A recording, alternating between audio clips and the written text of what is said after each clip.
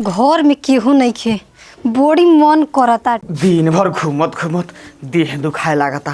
मन तो करता न कि ये बेरा भौजी से अपन देहिए दबवा ली।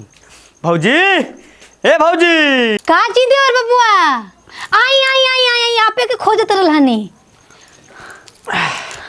बाप रे बाप, आई आई का बड़ी हमार देह दुखाता हो। काहे कोनो धक्का ओरोच देले सका?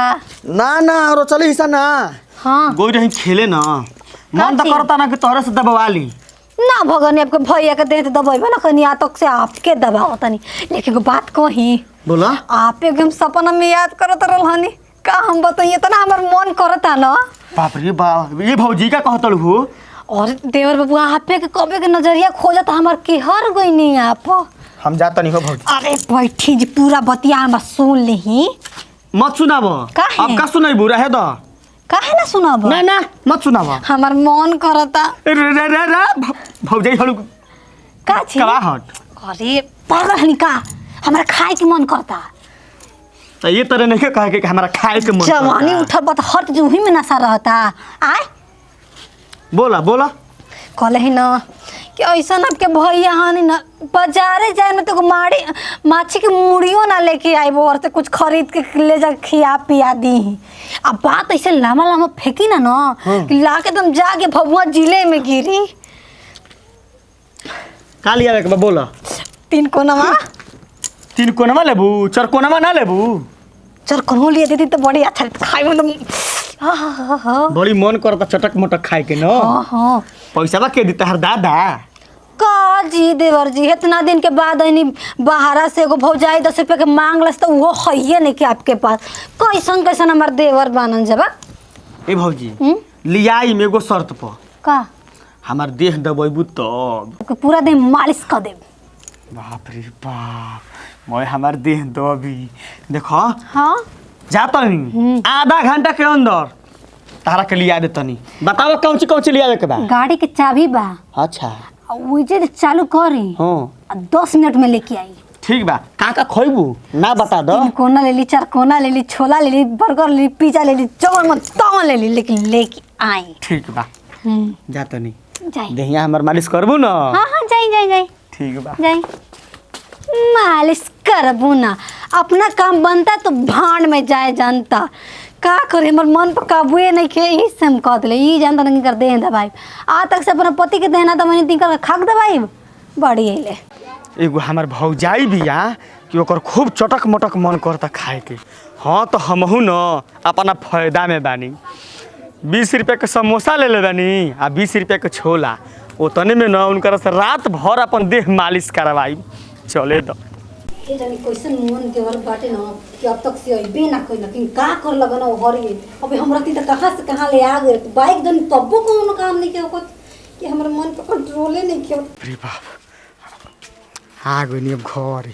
भौजी आ तोरा की जोर रे जा बड़ू। और कबे कि आप ही के इंतजार करत रहन जी। देखो हम तहार काम क देनी। हाँ। हमरो तू काम क दीह। का याद भुला गइल। कैसन काम करलन जी? अच्छा बिजलिंग लगाईब। अरे मालिश करे के बा मालिश। मालिश तो दी पहले खा ली। बड़ा जल्दी भूला जाता हो। का बात बा हो? मालिश कर देखो हेकारा में न हाँ। कसोरा लेके आइल बानी। अच्छा हई 3 कोनवा ह। हां ठीक बा पकड़। देखो 3 कोनवा ह। बाप रे चटनी देखी चटनिया। चटनिया हाँ, हाँ। एकदम साफ चटनिया हलू का हो। कैसे बतिया है जी मन ले आइल में तो कुछो कहब आप। ना हो हमार भौजाई तो तू एगो बाड़ू कि हमरा के मसाज करे के कले बाड़ू। और कुल भौजाई बाड़ी से तो कुछ बोलबे ना करेली स। मसाज तो बोली हा? मिक्स कर हो गेल हो गेल हो गेल। ठीक बा। ये भौजी कैसन लागता हो? अरे ओसन जो ना खइले रही। 3 कोनवा तू कबो नहीं खइले। 6 कोनवा खइले में 3 कोनवा कौन चीज है? 6 कोनवा खइले बाड़ू। मतलब छौकुआ मछरी। अच्छा बड़ी नाप निक बहन देवर बाबू न तो आपके भैया तंचियो ना लिया के देना। आप खाइब ना हम खइनी हो। बड़ी टेस्टी बा। टेस्टी बा ना। देखो जब जब तहार मन करी ना तब तब हमरा कहाँ कहत रही हम तहके लिया देम। आज हमार रुआ जुड़ा गेल खैला से। हई देखो हई देखो चल कोना में हाँ ई चरकोनवा ह देखो ल ना ल पहिले एगो खा ल ओकर बाद खई ह ठीक बा। खा ललचावत जी लेबू ल ल भाई ल ना ल हो अरे ल हो तोरा अरे और खा अरे तू खा ना खा ना खियाबो रेल के खियाबो के आंख बहरी चल जाओ जन ल खियाबो खियाबो शाबाश सार मऊ कहीं का मेहर मऊगा बड़ा खियाए पर जोर देले बड़े का बात बारे जाना तो नहीं खा भौजी कहले हरी ना कि हमरा के तू लिया के खिया देबो तो हम तार मालिश करम।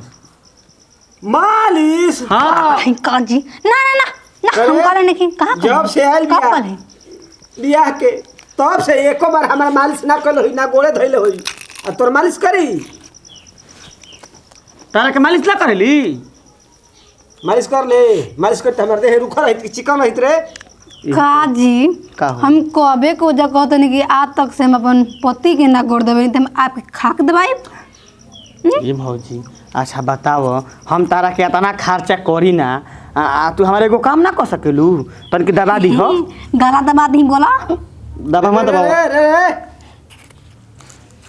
ई कैसे कुल खाई जा ना तनी। पैसा ह जले भाग जाता नहीं भगले के ना भगले जा हमार बियाह ना होई हमार मेरा ना आई हम बाल हम रणवर हम का तू जानता रह होई तार बियाह है गो तारा से सुगर बाकल मेरा रहे लेके कि रह गइल रणवे वही तरह रणवीर रहबे करबो ऐसे कमाए के तार सब कहीं अबे अबे नहीं की चाहत चाह दिन ना लागत ता टावर ना बड़ुए रे भौजाई अब जरा ताई से चल जाई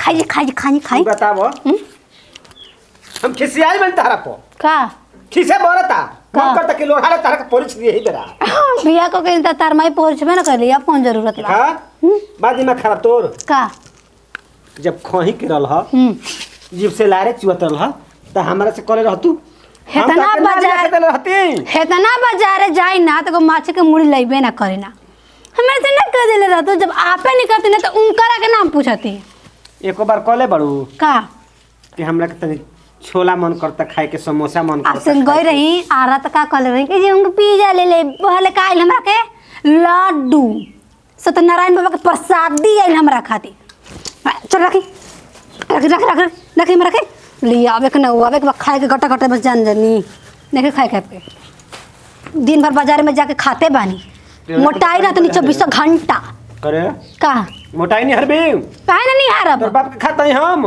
केकर बाप के खाता नहीं मैं बाबा जान ना तिल का बोली ना अब ले तिल कबे चलता रे हां अब ले तिल लगावे चलता ढेर ना बतिया बुझलास जानलू तो ये बात पूछाई आज मुर्गा 3 किलो ले जाई मुर्गा खइबू हो गइल जना गइल जानी तो काहे ना हमरा कहेलू ले मुर्गा ले जा एकरा मंगर ह को के कत मंगर आज बुध ह तू ही जानता रू बुधा